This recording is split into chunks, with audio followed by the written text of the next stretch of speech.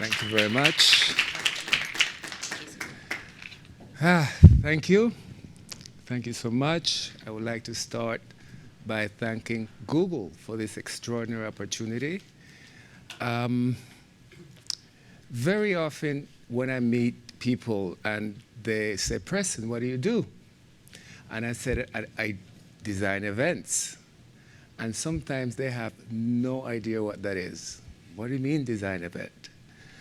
To put it in simple words, what I do is create spaces that are dramatic and beautiful enough for a party. It's just that simple. Every single time that I design an event, my goal is always to have the guest walk in and say, oh my God, this is the most incredible thing that I've ever seen. Mind you, this is not always, it's not always easy, by the way. A lot of times, especially with New Yorkers are a little bit jaded. They will walk into a Preston Bailey space and they said, oh, here he goes again with the lots of flowers. But the goal is always to amuse, entertain, and mostly, and I think one of the most successful events that I do is those events that the guests are so entertained and they're so delighted that they never want to leave. How did I start it? I started because I was in desperate need of a job. It was 1980. I was broke. And a very good friend of mine, the interior designer, Vicente Wolf, suggested that I do flowers for one of his clients. That meant going to the flower market in New York City, picking up some flowers, bringing it to the apartment, and distributing it. Well, to tell you the truth, it was a nightmare. I had absolutely no idea what I was doing. I would arrive at these clients' home, and at the end of the days, I will get phone calls like, Preston, the flowers are dead. And at times, I remember there was this one client that I did her flowers, her dinner party, and she would come out at the end of the day, and she said, Preston, what are those flowers? And of course, I had no idea what they were, and I will make it up. Those are florelias from South America. But I went along. Then, of course, these are the 80s. So, the event industry was just getting going there. There was just florists. That's how I started, just doing flowers. And then the 90s came. And as far as I'm concerned, a goddess was born. A goddess by the name of Martha Stewart. Martha taught America and the world that it was perfectly fine to go into your backyard, pick up some leaves, bring them to your table, and decorate them. I mean, this woman taught America that they could cook. She even taught us how to make wine. I mean, as far as I'm concerned, she can do no wrong. And as you notice, she's much nicer since she got out of jail. She really, this woman has become so nice. So the 90s came, and as I struggled along to get my business off the ground, I had the privilege of meeting Joan Rivers.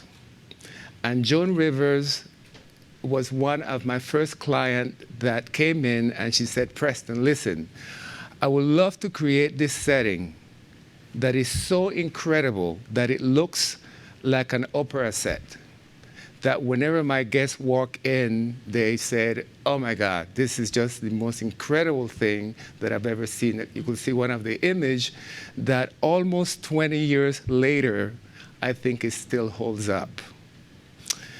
The concept of event designing started developing. Not only was it important to do beautiful flowers on the table, when my client walked into a ballroom and saw a room and she said, Preston, I hate the walls. I said, no problem, we could change it. I hate the ceiling. Again, no problem, we could change it. And so emerged within my business what's called event designing. For us, that is translated in transforming a space. A room that exists in a certain way, and each time the guests walk in, it looks different. So today I have a few images to show you of the concept of transformation. Recently, we did an event, a wedding. And you have to understand that for transformation, there's a few things that we use. One of the things that we use is set design. Other is lighting, new technology, but most importantly, flowers. That is my tool. The way that I design and create the spaces are very heavily flowers. Why? Because I love it. If I could, I would just cover the world with flowers. That's that simple. But anyhow, so this event was over a pool, and it was a ceremony, and the client wanted us to create this, basically this small building for her daughter to get married. And as you noticed in this section, we start creating with thousands of orchids, knitting them very carefully, and finally, this is the product that ended up. And if you could see it from different angles, this is one angle, another one. And as you look closer, we created this chapel for the wedding of the gentleman. Designing is about creating surprises. Is about creating elements that you walk in and you're so in awe. That is basically, I think, the importance of surprises in an event. As we move along, if you notice the detail, it's all crystals and flowers very carefully sewn in. Tents. I love designing a tent. Why? You have this perfectly blank canvas that you could create whatever you like. But I think it's not only the inside of the tent is important, it's important also to design the outside. So of course in this tent, we wanted to create the feeling of a glass house. As the guests walked in, this is the interior.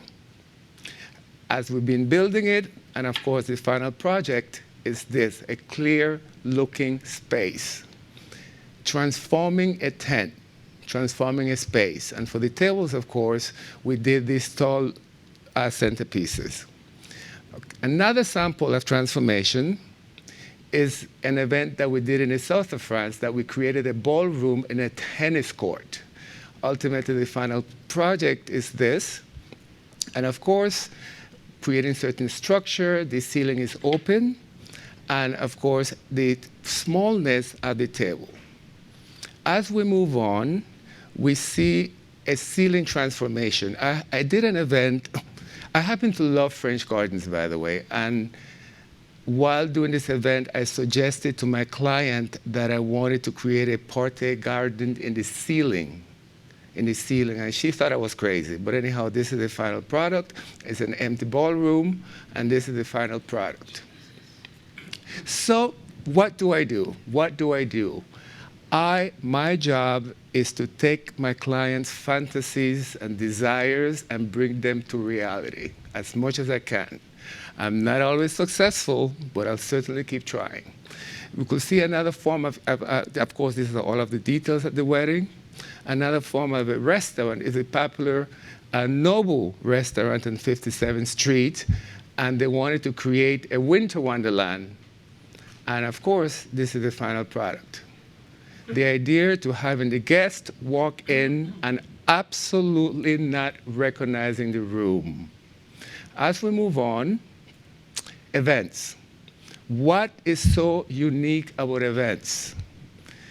I think one of the great things at the moment is that there's amazing artists out there, by the way. They're really, really incredible people that are creating incredible work that I consider to be artistic. But anyhow, this is an event that we did. As we follow up, this is the royal wedding, actually, that we did in the Middle East, where the bride very dramatically walked down the aisle. She sits on the throne. This is the area that she came out from. This one, I think, is really very interesting because we did it in Jakarta, and I wanted to create a sculpture that did not involve any flowers at all. And I basically purchased literally 10,000 light bulbs. And anyhow, we created this installation, which in Chinese means double happiness. Creating a dramatic statement. Of course, this was for the party portion of the evening. As a surprise, the guests walked in and saw this sculpture. This is an event in New York City at the Waldorf Astoria, transforming the ballroom from this to this. And of course, the tails are very important. The ceiling, if you see, we created this Starry Night. As we move on, this is a wonderful event that we did that we wanted the impression to moving from spring to winter. So as the guests walked in, this is what they saw. And as the evening progressed, it's turned into spring. Using technology, lighting, every single new technology that emerged, we try to incorporate in creating events. As we move on, so we went from flowers to transformation. And there's a new part of the business that is emerging that I find that is incredibly interesting. So a lot of clients and also businesses, they want to create a temporary structure just for one event. A lot of times they call it a pop-up place. They might keep it up for a week. Sometimes they'll keep it up for a month. But there's a couple of structures that we designed. One of them that I did a bubble tent that is the size of a football field in the middle of the desert. And as you walk in the tent, this is what you see. And if you notice in this image, one of the fun things that I created was to create a dance floor that is made out of all flowers, that is covered that people could dance in it, but basically was made out of all flowers. This structure stayed up for at least 3 weeks. And another structure that we built also, is, of course, and this, by the way, is at least 20 to 30 feet high. So as we're building it, of course, and then this is the final product. And one of the beautiful things about the inside of the structure is that the ceiling was retractable, meaning that at one point, we had actually fireworks that amuse and entertain the guest. As we move on, this is another section. The dance floor is a little bit more fun. Then,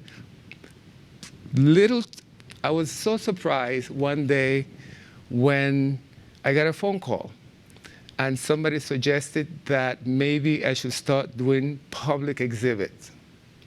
And one of the problems with the events that I do, it's not really a problem, but one of the issues is, of course, that it's only seen by a certain amount of guests, which is great because these guests will leave and they will carry this in their memory forever. But the public exhibits, the reason that I like, is because there's more than many people that comes to see it in many days. So this one is one that we did in Los Angeles. Just a few orchids, not a lot. And as you see, and again, the peacock concept took off, and we did another version in the south of France, another version in Covent Garden in London. We did move on from peacocks, and we created this bridal design in the public library at New York City. And even when you come into my office, you see my dogs on my desk. This is my desk, by the way. These are the best dogs. You don't have to walk them. And of course, this is an installation that we did in Jakarta with 500,000 butterflies. We created this large structure in the middle. Of course, they weren't live. They're still butterfly. Let me just make that clear. So anyhow, so then for the New Year's in Hong Kong, we created these installations. Of course, it was the year of the horse that we created this installation.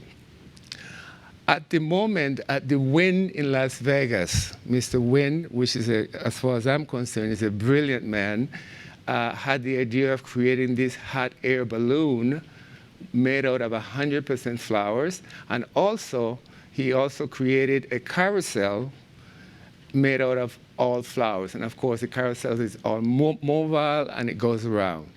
For me, this is an amazing opportunity to be able to create my work from florist to event design, and of course, now it translates into the public installation. This is the most recent wedding that I did for Mr. Sean Parker. Mr. Sean Parker, I think, is a brilliant, brilliant guy. And he just wanted to create the ultimate wedding that we had in Big Sur. In Big Sur, this is Mr. Parker and his wife. the entire theme of the event was Game of Thrones. The imageries, everyone was dining outside in the park. As you move along, this is a night image. This is the ceremony area. As we move on, we see them getting married. So, and I think it's very tricky to do weddings outdoor. And the reason why is because it's so vast that you have to create statements that are so powerful that you could actually see the decor. This is the transitional spaces. And of course, this is at night, the wonderful lighting, creating a fun event. So what do I do?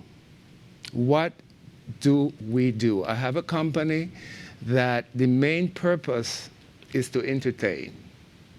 The main purpose of my company is to get into my client's head and truly try to see what's there in order to bring it out for life. Okay, thank you so much. Now, some questions. Does anyone have any questions?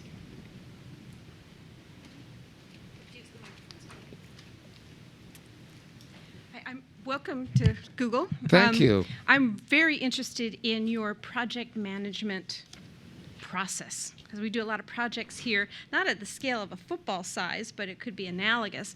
What are some of the project management tips that you can share with us today that we could possibly apply to, say, software development or even client development? I think that's a very good question, actually. Creating a project is a very, what should I say, linear process. First, you have to decide what is it that you're trying to promote, or what is it that you're trying to sell, or what ideas that you're trying to promote. Once you have that, I think it's a matter of going back. What I normally do, I create a storyboard with everything that comes to mind. I get together with my design team. If we're designing a corporate event, if we're designing an opening, we look at all of the elements that exist that we need to replicate. Once we do that, then comes the fantasy portion. How can we create something that either out of flowers or out of lighting that tells the story in a way that is noticed? As you notice, most of my job is not understated. There's nothing understated about my job. But I think when I first started, even though I could not do all of this, I always try to create one statement that tells the story, whatever that statement could be. And once you have that one, it could be out of, as I said, out of flowers, it could be told in any different ways. Once you have that statement, then you could just go from there. I design it, I meet with the client, I present it to them. The process of presentation for me is very seriously. Usually I give them not only one, but 3 different designs. I love designing, so does my team, so it's not a problem. And usually, they will choose at least one, and sometimes they like all of them. And whenever that happens, they will choose elements from each one of them in order to make it real. But I think from a creative point of view, you should just go crazy designing until you feel that you really get the right one. Thank you. Okay? Thank you.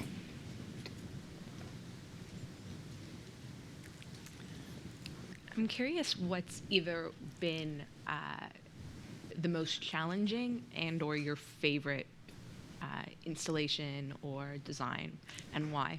Right. I've always said that my most challenging job is the one that I'm working at. And the reason is a very simple one. We come up with these great ideas and, this scale thing. And the reality of it is that I've never seen it before. So for us to see that process come to life is very nerve-wracking. Recently, I had a very traumatic experience actually in Florida. We did an event in Florida, and we built this beautiful tent with these big hanging, structures with flowers and crystals and everything else. And all week, it threatened to rain, but nothing came. The moment the guests started walking into the tent, it poured, but not only poured, but with a wind that literally everything was swinging like this.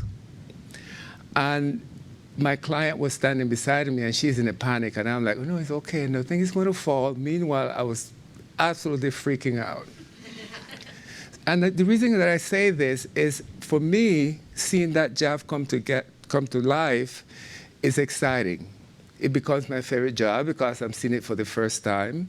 And also, I think the risk of things going wrong, no one wants to admit that things go wrong. That's a lie. Every single job that I've done, things have happened.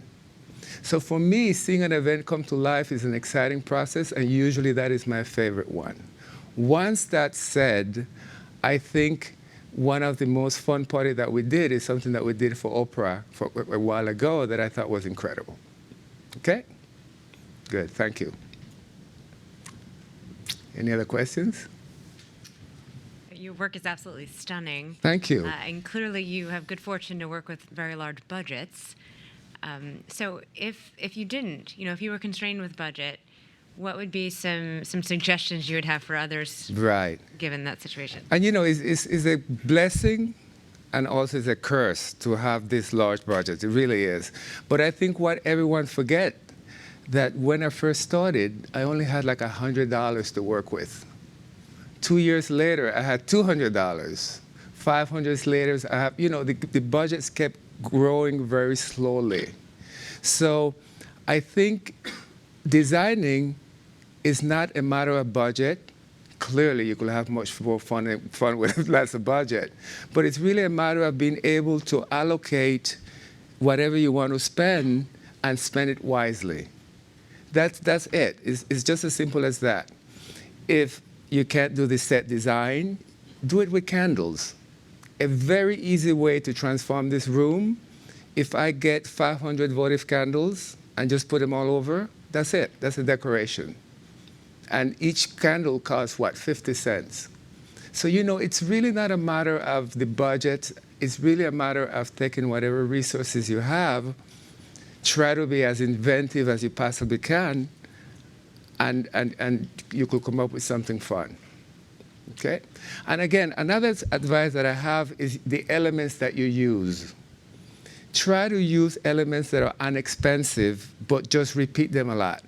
As I just said with votive candles, if you just do a lot of votive, you have a design. If you want to use flowers, try to get a flower that is very cheap, separate them, repeat them, you also have a design that is impactful. And you have to decide if you want a design that is understated or impactful. I go for the second. Okay? Thank you. Good.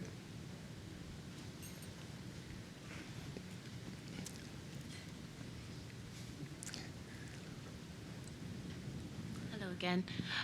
Do you let your ideas flow and go along as you start planning an event, or do you have everything in place before you start? And are you in competition with yourself? That's a very good question. Years ago, I used to hear from my clients, I will do these jobs and present it to them, and the day of the event, they will walk in and say, Preston, this is not what I had in mind. And I learned the hard way that I do not leave anything for surprise or for chance.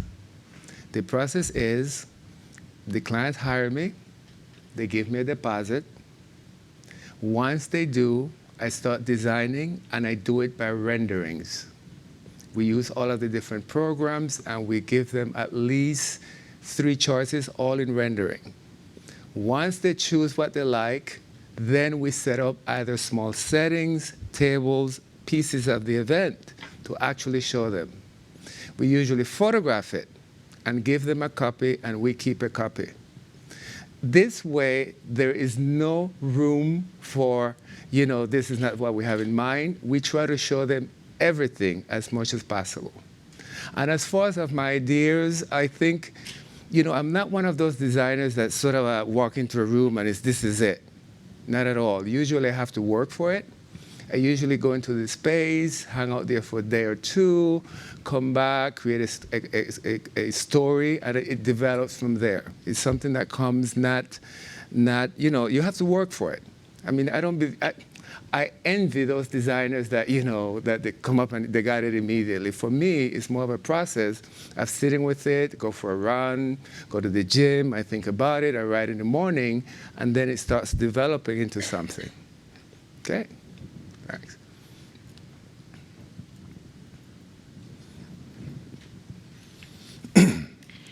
So obviously every event and every project seems to be very different, but what's kind of a typical timeline from that first meeting you have with a client up into the execution of the event itself? Right. A comfortable timeline, I think, is anything from 6 months to a year. I think that is a comfortable timeline. We have had events. I think we did, what did we do? An event, actually, a few years ago, I did Mr. Trump's wedding, and we had 1 month. Literally, that he came in and said, we want to get married, what can you do? And with Mr. Trump, we threw everything together, of course, and it was a very rapid process. Also, I think you could err in having too much time. Which is great. I love to be booked 2 years in advance, 1 year in advance. I think it's great, it's good for business. But to tell you the truth, your design sensitivity changes in 2 years. Things that I like now, I didn't like 2 years ago, and vice versa. But I think 6 months to a year is comfortable, not only from a design point of view, but from a pricing point of view. I could certainly design the job, price it up carefully, competing price to see which one is best. And if we do something at last minute, I usually have to rush and just buy whatever, the first thing that, use the vendor that first comes to mind. But to answer your question, I think 6 months to a year is a very comfortable time. Okay? What was the most surprising event you were ever asked to design? Because it looks like weddings and then corporate events and then holidays. Is there one that sticks out that was not something you hadn't thought of? I had a client once that invited me and a group of her best friend to go to an island. I think it was Grenada, one of those islands. And they had a private plane, and everybody jumped into the private plane. What no one knew is that we have decorated the plane for a wedding. So while they were flying to their destination, while they were flying, they actually got married in the plane, which I thought that was really cool. Another time, that is a little bit of sad story, but I think it also was fun. There was this couple that I did a wedding for, and their families were fighting a lot. So they decided to come to me and for us to design a Preston Bailey wedding with everything. And the two of them got married alone. So in a way, they eloped by themselves, but they really went crazy with the design. And later, they took videos, and they invited both families, had a big party, and showed the wedding to them, which I thought that was such a good solution. And they had a great time. They had a 30-piece band. They really did it as if it was a wedding for 300 people. And then later on, of course, they had a private party. I thought that was pretty cool. Thank you. Right.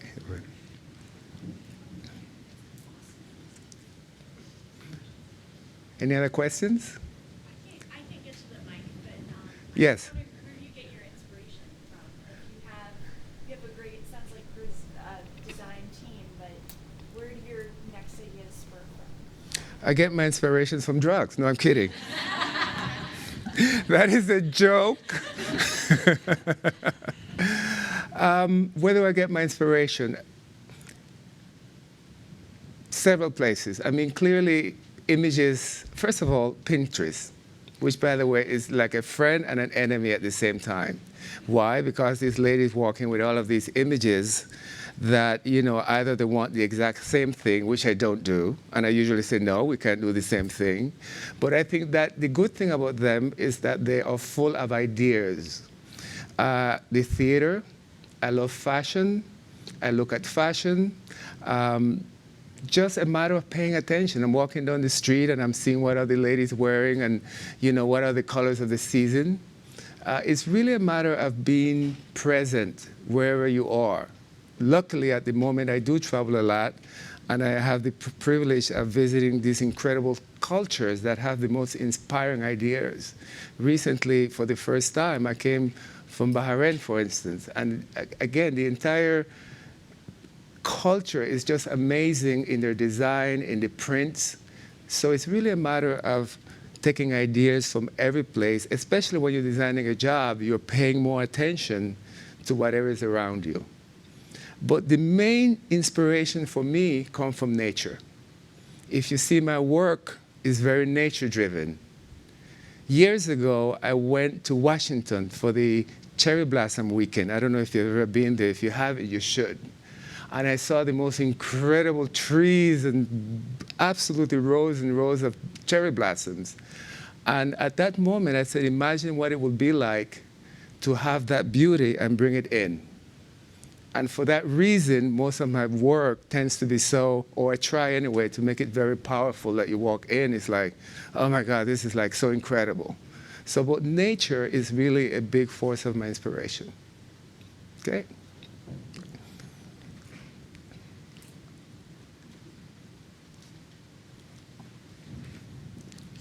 Hi. Do you have any tips for designing in a smaller space? How to maximize Yes. the space? Yes, yes, yes. There's such a basic, simple trick about designing smaller space. Uplight the walls. You take this room, you notice that it's in darkness right now. If I just uplit the wall, immediately it gives it depth. And it's the same thing with a small space. Immediately it starts looking bigger. So visually, it changes immediately. Also, people make the mistakes that in small spaces, they put a lot of things in. You should do the opposite. Try to empty it as much as possible and just create elements that are valuable, elements that are going to tell a story, a statement. But those are the two basic things that I think are very effective in creating a space that is not very big.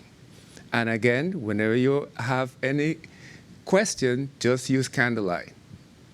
Uplight the walls and just use lots of candles. Okay, why? Do you have a... Okay.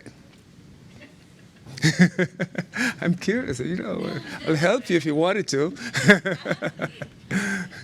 Any other questions? Thank you so much. I really appreciate it. Thanks a lot, huh?